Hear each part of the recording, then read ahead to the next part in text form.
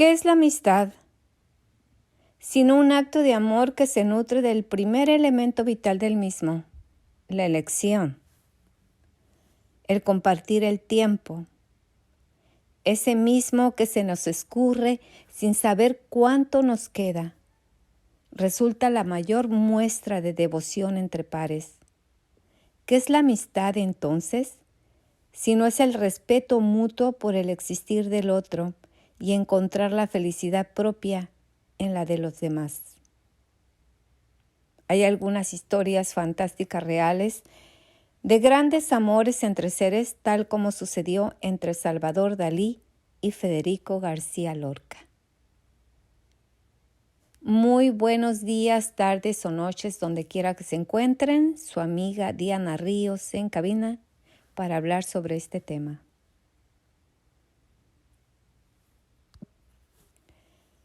Existen muchas especulaciones alrededor de Salvador Dalí y Federico García Lorca. Ambos se conocieron en la residencia de estudiantes junto con un grupo de jóvenes intelectuales que se darían a conocer como la generación del 27. Y desde entonces se mantuvo una estrecha amistad que se iría enfriando con el paso del tiempo. Se ha escrito mucho acerca de una posible relación amorosa entre los dos artistas.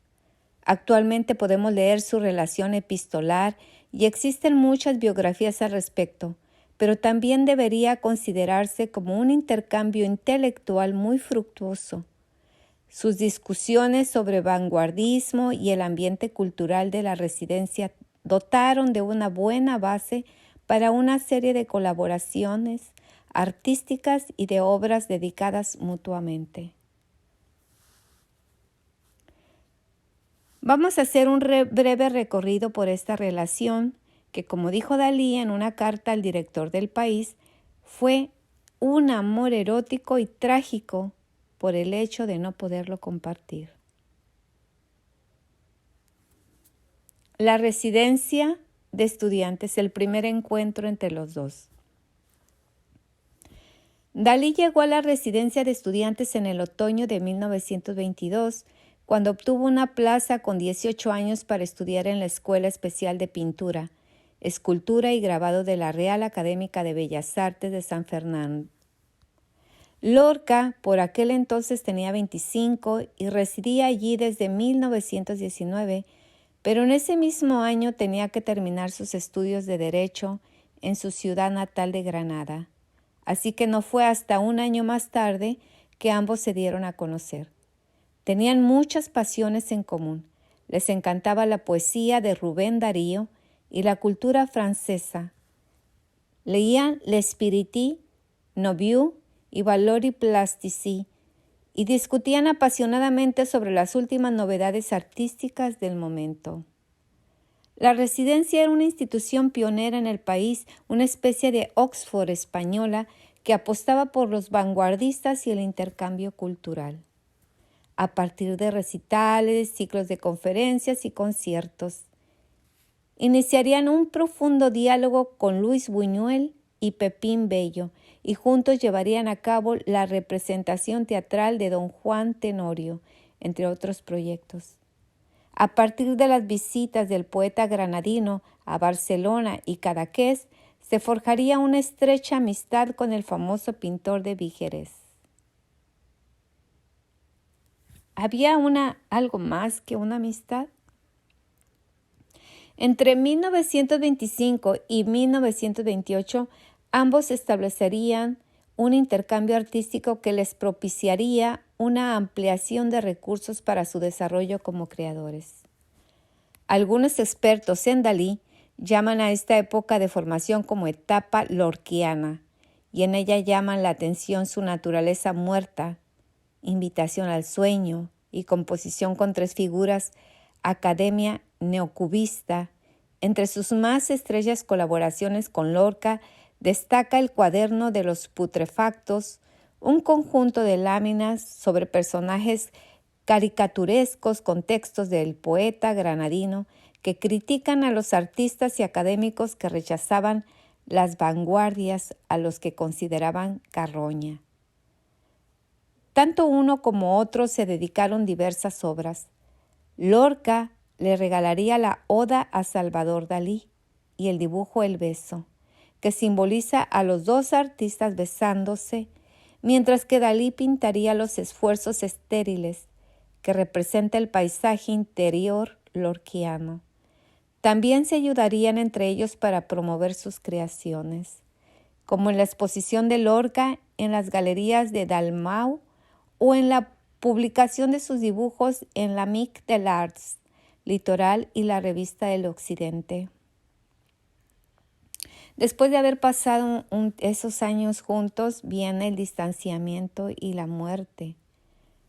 La relación empezó a resquebrajarse con los diferentes caminos que tomaron en su carrera y sus discrepancias intelectuales.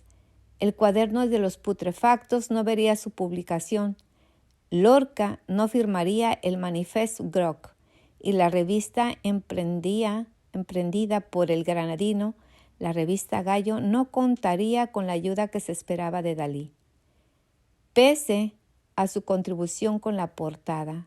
Entre 1928 y 1929, el pintor coquetearía con el círculo de los surrealistas, donde conocería a su futura esposa Gala, mientras que Lorca se mantuvo fiel a su estilo con el romancero gitano, que fue duramente criticado por Dalí y Buñuel, quienes se iban aproximando ideológicamente cada vez más.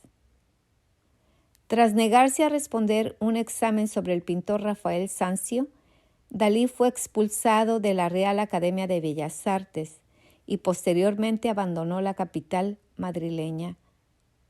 En 1929 viajaría a París y poco después Lorca se iría a Nueva York, fruto de una crisis personal. Allí el poeta fue a ver un chien andalou e interpretó el título como un insulto hacia su persona. A pesar de todo, volvieron a encontrarse en Tarragona en 1935. Existen muchas leyendas en torno al pintor y de su recuerdo del poeta tras su asesinato en 1936. En su obra posterior hizo algunos cuadros en su recuerdo, como la Metamorfosis de Narcismo, Afgano invisible, con aparición en la playa sobre el rostro de Federico García Lorca en forma del frutero con 3 higos, o el Enigma sin fin, pero su figura iría desapareciendo con la llegada de la nueva década. Al cabo de unos años, publicó en Francia la oda que le dedicó al poeta y pintó el decorado de El Café de Chinitas, una obra basada en una canción popular de Lorca. Esperemos que te haya gustado este artículo y que hayas encontrado interesante este vínculo tan singular entre los dos artistas más eminentes del pasado siglo. Diana Ríos, les mando un beso, un abrazo y un apapacho. Y les prometo que vamos a hablar sobre el día de la muerte de Federico García Lorca en el próximo capítulo, porque la verdad está muy interesante. Recuerdo que hicieron una película, pero también hubo un interesante poema que por ahí lo vamos a leer y vamos a interpretar o vamos a decir, narrar cómo estuvo ese día. Muy triste, la verdad, pero bueno, se tienen que decir también cosas tales como sucedieron. Gracias.